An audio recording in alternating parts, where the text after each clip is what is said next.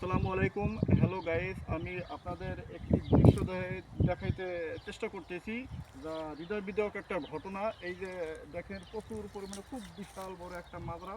এটা আমাদের কবিরের মাদ্রাসায় নিয়েছে, তো আজকে আমি ছাত্রদের কাজে আসছি। তো এখানে অনেক অনেক পাখির বাসা ছিল। তো এর ভিতরে সবথেকে একটা মর্মান্তিক ঘটনা যা আপনাদের আমি এখানে তুলে ধরছি। কারণ এখানে দুটা ঘুঘু পাখির বাসা বাচ্চা আছে। তো এই যে আপনারা দেখতে পাচ্ছেন দুটা ঘুঘু পাখির বাচ্চা। তো ওর মা আমাদের ভয়ে ওর মা এখানে ওরে পানি খাওয়াইতে বা কোনো খানা খাওয়াইতে আসতেছে না ভয়ে। তাই আমি চেষ্টা করতেছি যে আমরা এখন চলে যাব, যে কিছু পানি খাওয়ানোর চেষ্টা করতেছি। আপনারা দেখেন যে খুবই একটা হৃদয় বিদারক ঘটনা। আপনারা দেখেন, ঠিক আছে? দেখেন এই যে আমি পানি খাওয়ার চেষ্টা করছি, এই যে পানি খাচ্ছে।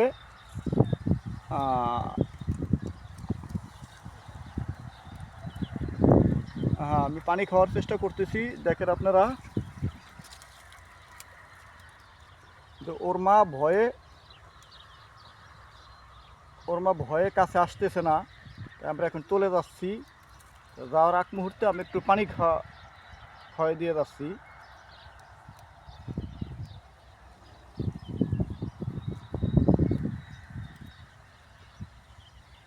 এই যে দেখতেছেন ও পানি খাচ্ছে।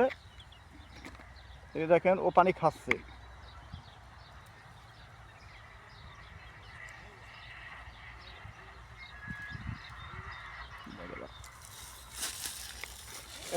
এই যে ওরা পানি খাচ্ছে, উভয় পানি খাচ্ছে, ঠিক আছে?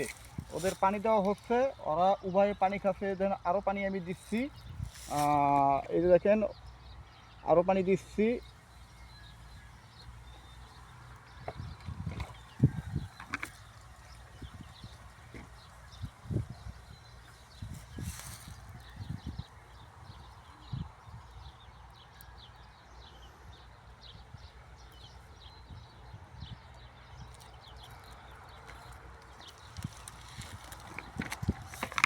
ওরা এখন পানি খায়, ওদের নিজ বাসায় ওরা শুয়ে আছে।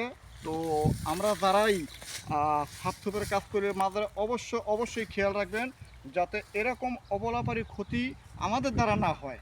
আমরা যাতে এরকম অবলা প্রাণীর ক্ষতি না করি।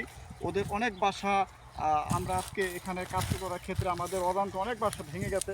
অনেক ডিম পেয়েছি, অনেক বাচ্চা পেয়েছি। দেখেন কত বড় মাজরা, ঠিক আছে? কিন্তু যারাই মাজরায় কাজ করেন একটু দেখে শুনে ওদের দিকে একটু তাকিয়ে ওদের একটু সেবা যত্ন করবেন। বাট ওরা যাতে ওদের বাসায় ওরা ঠিক মতো থাকতে পারে সেই ব্যবস্থা করবেন। ধন্যবাদ।